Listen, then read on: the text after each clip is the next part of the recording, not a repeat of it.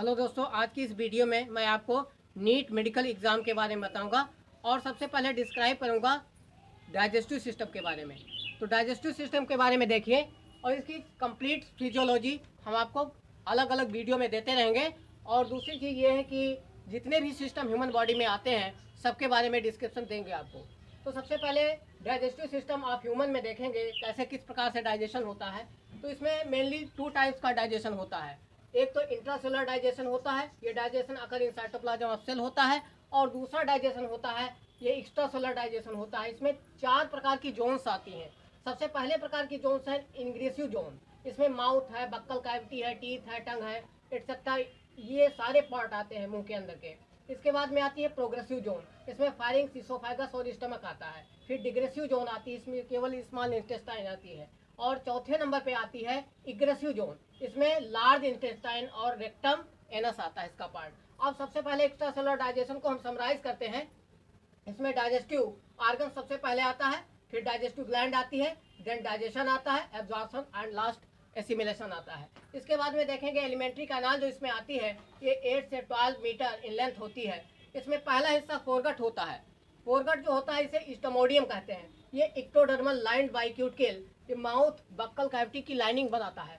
दूसरी चीज आती है मिडगट। मिडगट में आता है मीसेंट्रॉन, ये endodermal not lined bye cuticle, इस पे क्यूटिकल का किसी भी प्रकार का कोई आवरण नहीं चढ़ा होता है। इसमें फायरिंग्स और कॉलन आता है। इसके बाद में आता है हाइंड गट। हाइंड गट को इसको प्रोक्टोडियम कहते हैं और ये इक्टोडर्मल ओरिजिन से विकसित होता है। ये भी लाइन्ड बाय क्यूटिकल होता है, इसके ऊपर क्यूटिकल का आवरण चढ़ा होता है। इसमें रेक्टम एनस आता है। अब दूसरी चीज देखेंगे, फोरगट का पहला हिस्सा माउथ आता है। इसमें सबसे पहला डाइजेशन का प्रोसेस इंजेशन होता है। इंजेशन के बाद में इसमें 2 लिप्स होती हैं, upper lip, lower lip. Upper lip में जो ऊपर की तरफ ये डिप्रेशन पाया जाता है, गड्ढे नुमा रचना होती है, इस डिप्रेशन को कहते हैं, ये नाक के नीचे होता है और इसको कहा जाता है फिल्ट्रम। इसके बाद में फिर आता है बक्कोफेरेंजियल कैविटी। बक्कोफेरेंजियल कैविटी में सबसे पहले आता है डार्सल स्कल वाला भाग होता है खोपड़ी का, और वेंट्रल थ्रोट गले वाला भाग होता है।